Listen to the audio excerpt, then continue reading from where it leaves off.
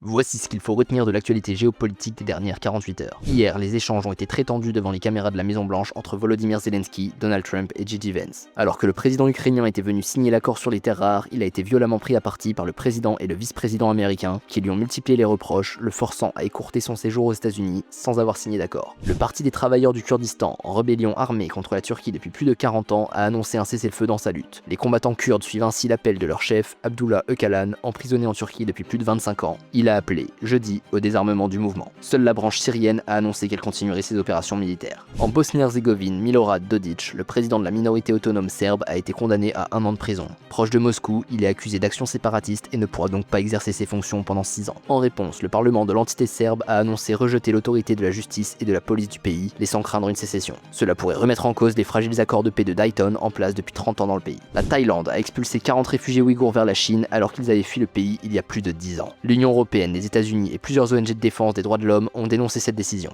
Ils accusent la Chine de soumettre la minorité musulmane à de la persécution et du travail forcé, voire à un génocide. 29 narcotrafiquants mexicains ont été extradés vers les États-Unis. Le gouvernement mexicain veut convaincre Donald Trump de renoncer à imposer les tarifs douaniers qu'il prévoit contre le pays. Parmi les barons de la drogue qui ont été remis aux autorités américaines, Rafael Caro Quintero, alias Rafa, était recherché depuis 40 ans pour la torture et l'assassinat d'un agent de la DEA, les services secrets antidrogue des États-Unis. Voici ce qu'il faut retenir de l'actualité géopolitique des dernières 48 heures. Hier, les échanges ont été très tendus devant les caméras de la Maison-Blanche entre Volodymyr Zelensky, Donald Trump et J.D. Vance. Alors que le président ukrainien était venu signer l'accord sur les terres rares, il a été violemment pris à partie par le président et le vice-président américain qui lui ont multiplié les reproches, le forçant à écourter son séjour aux États-Unis sans avoir signé d'accord. Le Parti des travailleurs du Kurdistan, en rébellion armée contre la Turquie depuis plus de 40 ans, a annoncé un cessez-le-feu dans sa lutte. Les combattants kurdes suivent ainsi l'appel de leur chef, Abdullah Öcalan, emprisonné en Turquie depuis plus de 25 ans. Il a appelé, jeudi, au désarmement du mouvement. Seule la branche syrienne a annoncé qu'elle continuerait ses opérations militaires. En Bosnie-Herzégovine, Milorad Dodik, le président de la minorité autonome serbe, a été condamné à 1 an de prison.